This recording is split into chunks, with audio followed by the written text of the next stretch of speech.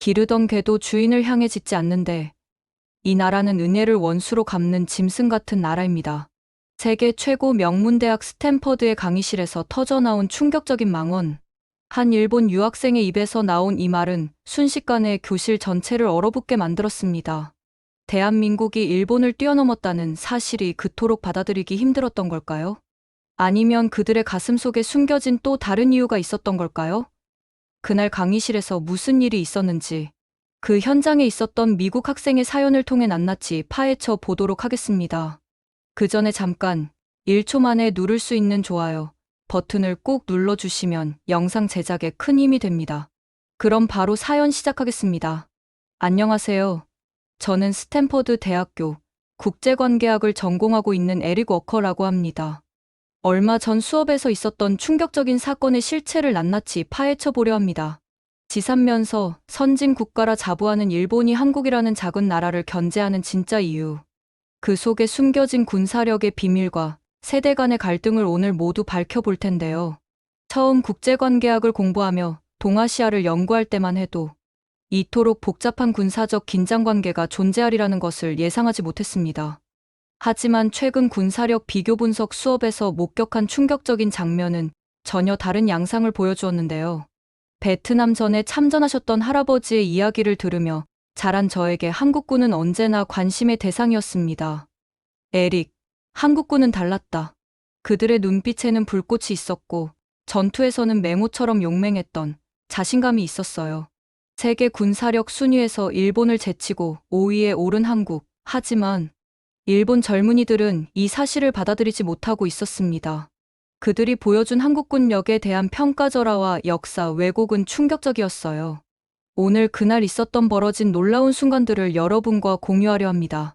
스탠퍼드 대학교에 입학한 후 국제관계학을 공부하면서 지난주 루이스 교수님의 수업은 제게 잊지 못할 경험을 안겨주었는데 교실에 들어서자 칠판에는 동아시아의 글로벌 파이어파워 군사력 비교라는 제목이 쓰여 있었어요.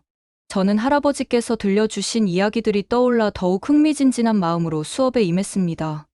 루이스 교수는 세계적으로 저명한 군사 전문가였습니다. 오늘은 세계 군사력 순위에서 주목할 만한 변화를 보인 한국과 일본의 사례를 살펴보겠습니다. 저는 노트북을 펴고 열심히 강의 내용을 기록하기 시작했어요. 할아버지께서 들려주신 1960년대 한국군의 이야기가 현대에는 어떻게 발전했을지 무척 궁금했거든요. 그때까지만 해도 이 수업이 이토록 극적인 전개를 맞이하리라 그는 상상도 못했습니다. 교실 안에는 다양한 국적의 학생들이 있었는데 미국 학생들이 대부분이었지만 유럽과 아시아에서 온 학생들도 많았어요. 그 중에서 제 눈에 띈 것은 항상 앞자리에 앉아있던 일본인 유학생 쇼타였습니다. 쇼타는 겉으로는 조용하고 예의 바른 모범생처럼 보였지만 수업이 끝나면 늘 교수님을 찾아가 자신의 의견을 강하게 얘기하곤 했어요. 평소에도 한국 관련 주제가 나올 때면 미묘한 불편함을 드러내던 쇼타의 표정이 그날따라 유독 굳어 있었습니다. 수업 전 쇼타는 다른 일본 유학생들과 작은 목소리로 이야기를 나누는 모습이 눈에 들어왔어요. 그들의 시선은 한국 군사력 관련 자료를 향해 있었고 표정은 무척 냉소적이었던 이런 측면에서 볼 때 오늘 수업은 전혀 다른 양상으로 흘러갈 것 같은 예감이 들었어요. 루이스 교수가 한국의 군사력 순위 변화를 설명하기 시작하자 교실 안의 공기가 미묘하게 달라지는 것을 느낄 수 있었는데 쇼타는 평소와 달리 손을 들어 질문하지 않았지만 노트북에 뭔가를 빠르게 타이핑하며 간간히 고개를 절레절레 흔들었죠. 저는 그때 이미 무언가 심상치 않은 일이 일어날 것 같은 예감이 들었어요. 그 느낌은 말로 표현하기 어려운 직감처럼 강렬했습니다. 루이스 교수는 갑자기 래 폭동 당시의 사진들을 스크린에 하나씩 비추기 시작했는데요. 사진 속에서 쓰러져 가는 건물들, 불타는 상점들, 그리고 그 속에서 의연하게 맞서 싸우는 한인들의 모습이 차례로 나타났습니다. 모두가 잠시 숨을 죽이고 스크린을 바라보았어요. 교수님은 사진을 가리키며 말을 이었습니다. 1992년 4월 LA 숨겨진 진실이 드러났습니다. 한인들의 군사적 DNA, 미국 사회에 충격을 준 순간이었죠. 교수님의 목소리에는 그날의 사건이 여전히 가슴 깊이 새겨져 있는 등 묵직한 무게가 실려 있었어요. 그 순간 저는 단지 폭동이라는 사건에 대한 새로운 시각을 접한 것이 아니라 그 사건이 어떻게 한인 사회에, 더 나아가 미국 사회에 깊은 영향을 미쳤는지에 대한 이해가 확 넓어졌어요. 교수는 당시 상황을 낱낱이 파헤치기 시작했는데, 로드니 킹 사건으로 촉발된 폭동, 두순자 사건을 빌미로 한 언론의 선동, 그리고 경찰의 의도적인 한인타운 방치, 그 속에 숨겨진 진실들이 하나둘 드러났습니다. 놀라운 건 한인들의 대응이었다. 옥상에는 저격수들이, 거리에는 순찰대가, 본부에서는 무전통신으로 상황을 통제했고, 교실은 숨죽인 채 영상을 지켜보고 있었는데, 특히 인상적인 장면은 한인 자경단의 조직적인 방어 전술이었습니다. 이건 단순한 시민들의 저항이 아닙니다. 전문적인 군사 훈련을 받은 이들의 체계적인 작전이었고, 쇼타는 점점 불편한 기색을 감추지 못했습니다. 손가락으로 책상을 두드리며 안절부절 못하는 모습이 역력했지만, 루이스 교수는 계속해서 충격적인 사실들을 밝혀냈습니다. 한인들은 자신들의 영역을 마치 군사 요새처럼 만들었습니다. 전략적 요충지를 장악하고 체계적인 방어선을 구축했고, 이는 한국의 군사 문화가 얼마나 강력한지를 보여주는 증거입니다. 가장 충격적인 것은 이들의 전투력이, 루이스 교수가 새로운 슬라이드를 보여주었는데요. 한인 자경단 중 상당수는 한국 특수부대 출신이었어. 이들은 옥상에서 정확한 저격으로 폭도들의 접근을 차단했고, 당시 현장 사진이 스크린에 떴는데, 소총과 산탄총, 글로 17을 든 한인들의 모습에서 전문적인 군인의 면모가 엿보였어요. 이들은 단 한 명의 사상자도 내지 않고 정확한 경고 사격으로 한인타운을 지켜냈습니다. 이는 전술적으로 불가능에 가까운 성과였고, 더욱 놀라운 건 조직력이라는 지도를 펼쳤어요. 한인들은 마치 전시 작전하듯 한인타운을 여러 구역으로 나누고 각 구역마다 책임자를 배치했습니다. 무전기로 실시간 상황을 공유하며 마치 하나의 군부대 같이 움직였죠. 이 말을 듣던 쇼타가 갑자기 손을 들었습니다. 그건 그저 운이 좋았던 거 아닐까요? 폭도들이 무서워서 도망간 것일 수도 있지 않나요? 루이스 교수는 고개를 저었습니다. LAPD 보고서에 따르면 한인타운은 가장 격렬한 공격을 받은 지역이었어요. 하지만 다른 지역과 달리 조직적으로 방어에 성공했죠. 이건 결코 우연이 아닙니다. 실제로 한인 자경단의 대응은 이후 LA 경찰의 시가전 매뉴얼에 포함될 정도였습니다. 교수의 말에 교실이 술렁거렸어요. 군인 정신과 전술이 몸에 배어있는 한국인들의 진면목을 보여준 사건이라는 말씀에 할아버지의 이야기가 떠올랐습니다. 베트남전에서 보여준 한국군의 모습이 LA 거리에서 다시 한번 재현된 거였죠. 순간 쇼타가 손을 들었습니다. 가슴속에서 끓어오르는 분노를 누르지 못한 듯 일본 특유의 얇은 미소를 지으며 말을 꺼냈어요. 교수님, 한국이라는 나라가 어떤 곳인지 우리 모두 잘 알지 않습니까? 그저 미군의 보호 아래에 있는 약소국일 뿐입니다. 쇼타의 차가운 목소리가 교실을 가로질렀습니다. 일제강점기 때는 하나의 총도 제대로 만들지 못하던 나라였죠. 우리 일본이 근대화를 시켜준 은혜도 모르는 국가입니다. 그의 말에는 깊은 경멸과 조롱이 묻어 있었어요. 쇼타의 발언은 교실 분위기를 순식간에 얼어붙게 만들었는데, 루이스 교수의 눈빛이 매섭게 변했어요. 쇼타, 당신의 무지한 편견을 듣기 전에 현대, 한국 군사력의 실제 현황을 먼저 살펴보는 게 좋겠군요. 그리고 교수는 스크린을 전환했는데, 거기에는 충격적인 데이터가 나타나 있었죠. 이 자료들은 한국이 세계 군사력 순위 5위에 올랐다는 내용이었습니다. 쇼타의 얼굴이 창백하게 변했어요. 교실은 다시 한번 술렁이기 시작했습니다. 스크린에 새롭게 등장한 숫자들은 교실 안의 공기를 순식간에 바꿔놓았고, 글로벌 파이어 파워가 평가한 세계 145개의 군사력 순위에서 한국이 충격적인 5위를 기록한 것이었어요. 군사력 평가지수 0.141을 기록하며 작년 6위에서 한 계단 상승했다는 설명에 학생들 사이에서 술렁임이 일었습니다. 2016년 11위, 2019년 7위에서 꾸준히 상승한 결과였어요. 이어진 구체적인 수치들은 더욱 놀라웠는데, 국방비 500억 달러로 세계 12위, 전차 2200여 대, 장갑차 3100여 대, 전투기 400여 대, 헬기 700여 대에 이르는 규모는 상상을 초월했다. K2 흑표 전차의 등장은 충격적이었는데, 세계 최고 수준의 기동성과 화력, 생존성을 자랑하는 이 전차는 폴란드를 비롯한 여러 나라가 앞다투어 도입하고 있었습니다. 한국형 전투기의 모습이 스크린에 비춰질 때 쇼타의 얼굴이 굳어졌다. 반사 면적을 최소화한 스텔스 설계와 초음속, 수학 능력을 갖춘 한국형 전투기라는 설명이 이어졌기 때문이었습니다.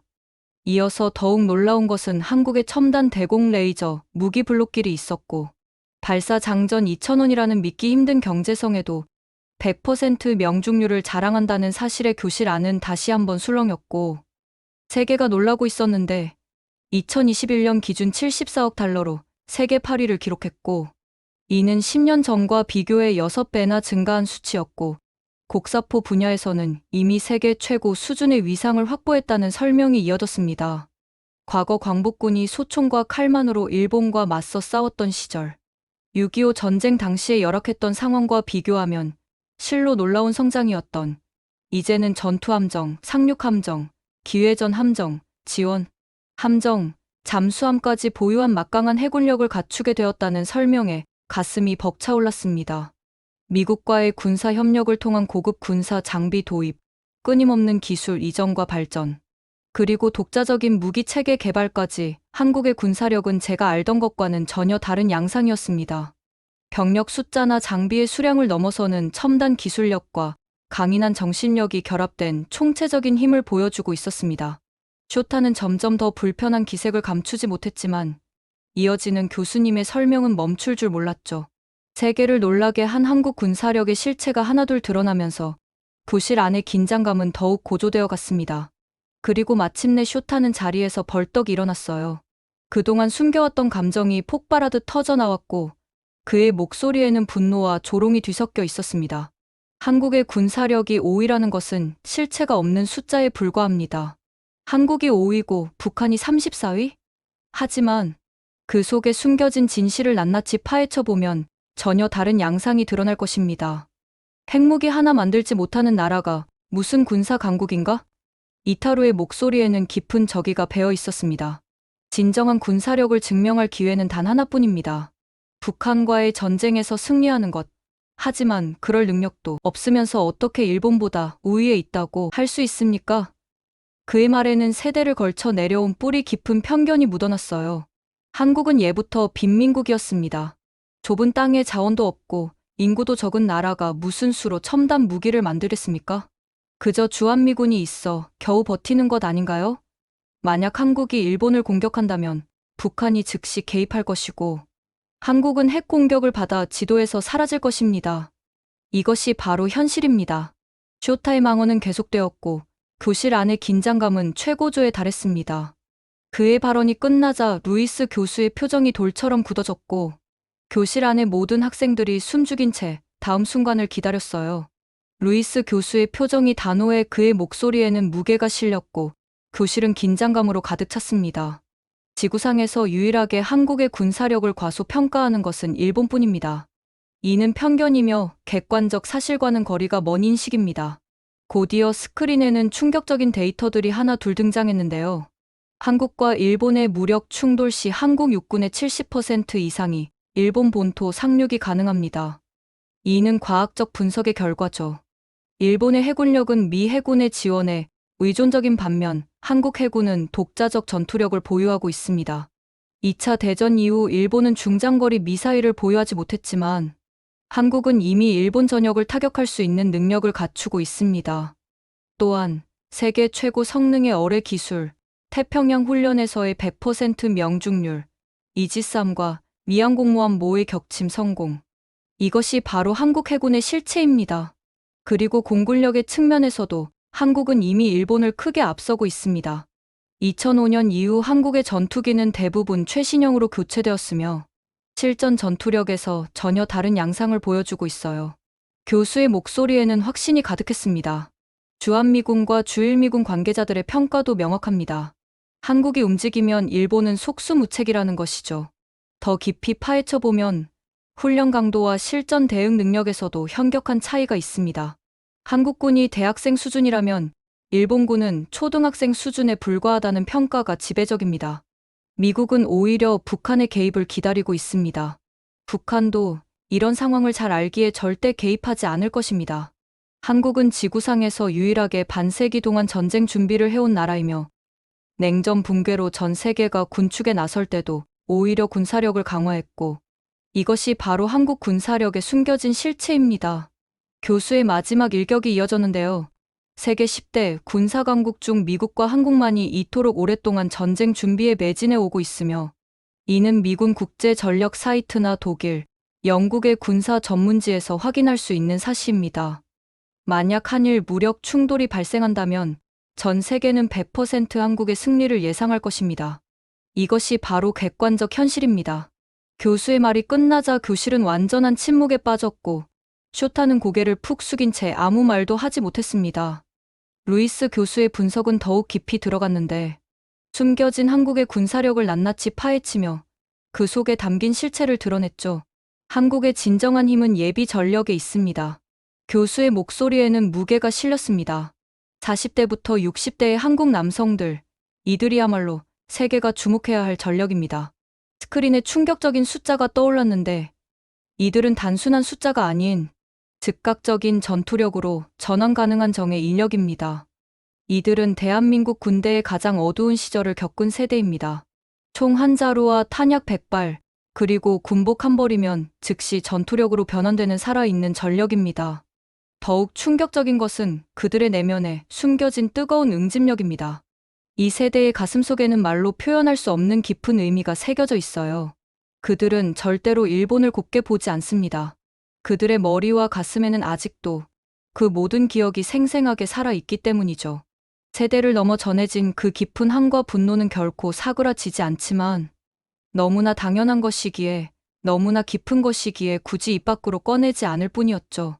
그들의 가슴속에는 언제나 뜨거운 불씨가 살아 숨쉬고 있었습니다. 만약 그 운명의 순간이 온다면 100년의 세월 동안 쌓인 한과 분노를 폭발시킬 준비가 되어 있는 사람들입니다. 그들은 언제든 인간 사신으로 변할 수 있죠. 교수님의 말씀에 쇼타는 점점 더 깊이 주저앉았고, 자신이 얼마나 무모한 발언을 했는지 깨달은 듯했습니다. 그리고 루이스 교수님은 마지막 일격을 날렸는데요. 적이라면 절대로 이런 상대와 마주하고 싶지 않을 것입니다. 이것이 바로 한국 예비 전력의 진정한 파워입니다. 만약 서울 한복판의 번화가에서 주특기에 맞는 인력을 모은다면 단 하루 만에 여단급 전력을 구성할 수 있으며 즉시 작전 투입이 가능한 수준으로 준비될 것입니다. 이들은 탱크와 자주포를 운용하고 전투기를 조종하며 잠수함을 지휘할 수 있습니다. 도시 전투에서는 최고의 저격수로, 산악 지형에서는 최정예 특수부대로 변신이 가능한 존재들이죠. 교수님은 이어서 말씀하셨는데, 놀라운 것은 이 엄청난 전력이 평범한 일상 속에 숨어 있다는 사실이었습니다.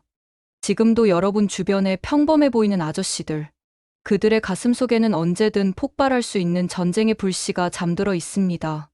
이것이 바로 한국이 가진 최후의 카드이며 세계 어느 나라도 가질 수 없는, 오직 한국만이 보유한 숨겨진 비밀 병기라고 할 수 있죠. 루이스 교수의 목소리가 한층 진중해지며 친한 교수님 이야기를 해주셨습니다. 제 한국인 친구 김 교수의 이야기를 들려드리고 싶어요. 그는 54세 한국인 예비역 해군 병장으로 해군갑 판병 출신이라며 당당히 언제나 말하면서 30개월이 넘는 긴 복무 기간을 거쳤다고 알려주었습니다. 교수의 눈빛이 깊어지며 말을 이어갔는데요. 얼마 전 그에게 물어봤어요. 지금도 해군 지원이 가능하냐? 물었더니 그의 대답은 단호했고, 지금 당장 군에 들어가도 어제 일처럼 지원이 가능하다고 말하더군요. 그 속에 숨겨진 의미는 충격적이었습니다. 우리나라는 지금 휴전 중이지만 전쟁이라는 건 언제 일어날지 모르기 때문에 예비 전력이 주기적으로 군사 훈련을 받는다. 이런 예비 전력의 즉각적인 투입은 전쟁의 승패를 가르는 결정적 요소가 된다며 답해 주었고, 곧이어 교수의 또 다른 대화를 알려주었습니다. 그에게 전쟁이 나면 어떻게 하겠느냐? 고 물었을 때의 답변이 저를 충격에 빠뜨렸습니다. 당연히 조국을 위해 싸우겠다는 것이었죠. 나이 때문에 받아주지 않을 것을 알면서도 그의 마음은 이미 전장에 투입돼 있는 병사처럼 말입니다. 이것이 바로 한국 예비 전력의 진정한 본질이에요. 숫자나 통계로는 결코 설명할 수 없는 가슴속 깊은 곳에서 끓어오르는 열정과 의지. 그야말로 뜨거운 피와 같은 것이죠. 김 교수는 전역한 지 20년이 넘었지만 복무 시절 총기 번호가 아직도 선명하다. 즉, 군사 훈련이 몸과 마음에 깊이 새겨져 결코 지워지지 않는다고 했습니다. 그 말을 들으면서 한국 군인들의 훈련과 정신력에 대해 깊은 인상을 받았습니다. 특히 한국 군대가 단순히 전투력을 키우는 것에 그치지 않고 훈련이 삶과 연결되어 평생 지속되는 영향력을 미친다는 점에 대해 큰 경의를 표하게 되었습니다. 미국 군대도 훈련에 대한 자부심이 크지만 단 한 번의 군복무가 평생의 전투력으로 이어진다는 한국군의 정신력은 그들에겐 조금 다른 차원의 강력한 이미지로 다가왔고, 한국의 군사 훈련이 얼마나 체계적이고 엄격한지, 그리고 그 훈련이 단지 군 복무 중에만 그치는 것이 아니라 그 사람의 평생에 걸쳐 영향을 미친다는 점에서 깊은 인식을 가지게 되었어요. 교수님의 이야기가 깊어질수록 쇼타의 얼굴에서 모든 혈색이 사라지고 있었고, 한국의 군사력을 얕잡아 보았던 자신의 오만이 얼마나 큰 실수였는지 깨달은 듯했어. 교실 안의 모든 학생들도 이제는 전혀 다른 시각으로 한국의 군사력을 바라보기 시작했으며, 루이스 교수가 한일 군사력의 균형 변화를 파헤치기 시작했어요. 과거의 한국 육군과 일본 해군의 견제 구도는 이제 전혀 다른 양상으로 변모했습니다. 가장 충격적인 전환점은 미사일 사거리 제한 해제 같은 거죠. 현무 파이와 같은 전략급 장거리 미사일의 개발로 한국은 일본 전역을 타격할 수 있는 능력을 갖추게 되었습니다. 그 속에 숨겨진 전략적 함의는 실로 엄청났어요. 2021년 이후 한일 간 군사력 균형은 완전히 새로운 국면을 맞이했는데, 한국의 첨단 무기체계 개발과 방산 수출 성과는 세계를 놀라게 했고, 그 상승 곡선은 지금도 계속되고 있어요. 더욱 주목할 만한 것은 미래의 잠재력입니다. 한반도 통일이라는 시나리오까지 고려한다면 한국의 군사력은 상상을 초월하는 수준이 될 거예요. 현재의 군사력과 경제력에 북한의 핵과 미사일까지 더해진다면 대한민국의 잠재력이 완전히 깨어나는 순간이 될 것입니다. 계속해서 이야기가 자신이 원하는 방향으로 흘러가지 않자 쇼타는 결국 고개를 푹 숙인 채 교실을 떠났어요. 그의 뒷모습에는 자신의 무지와 세대 간 갈등이 만들어낸 편견을 깨달은 자의 무거움이 묻어 있었습니다. 교실에 남은 학생들의 눈빛도 한국을 바라보는 시각이 완전히 달라져 있었어요. 오늘의 수업은 제게 깊은 울림을 주었습니다. 할아버지께서 들려주신 베트남 전의 이야기부터 오늘 배운 현대, 한국의 군사력, 그 속에 담긴 진정한 실체를 이제야 완전히 이해하게 되었어요. 전쟁은 결코 일어나서는 안 되겠지만, 만약 그런 일이 벌어진다면 세상은 한국인들의 진정한 모습에 경악할 것입니다. 평범해 보이는 아저씨들이 얼마나 무서운 전사로 변모할 수 있는지 세상은 그때서야 알게 될 테니까요. 하지만 저는 그보다는 평화로운 통일을 통하여 한민족의 잠재력이 꽃피는 날이 오기를 간절히 바라봅니다. 저의 이야기를 끝까지 들어주셔서 감사합니다. 모두 안녕히 계세요. 오늘의 사연 어떻게 들으셨나요? 스탠퍼드 대학교의 한 강의실에서 시작된 에릭의 이야기는 우리에게 많은 생각을 하게 만들었습니다. 한 학생의 충격적인 발언으로 시작된 그날의 수업은 아무도 예상하지 못했던 방향으로 흘러갔고, 평화로운 일상 속에 숨겨진 진실들, 그리고 그 속에 담긴 뜨거운 이야기들은 우리에게 깊은 울림을 주었습니다. 에릭이 전해준 그날의 강의실 풍경은 단순한 사건, 그 이상의 무언가를 보여주었죠. 하지만 더 놀라운 것은 그 이유였습니다. 그날의 수업이 남긴 여운, 그리고 그것이 우리에게 던지는 질문까지 아직도 많은 생각을 하게 만드는 이야기였던 것 같네요. 과연 여러분은 이 이야기를 듣고 어떤 생각이 드셨나요? 여러분의 생각을 아래 댓글에 남겨주세요. 그리고 감동적인 사연을 주변 사람들과 공유하고 함께 이야기 나눠보세요. 마지막으로 1초밖에 걸리지 않는 구독과 좋아요, 알림 설정은 영상 제작에 큰 힘이 됩니다. 지금까지 감동을 담아 여러분께 진심을 전하는 감동 한 모금이었습니다. 항상 행복하세요.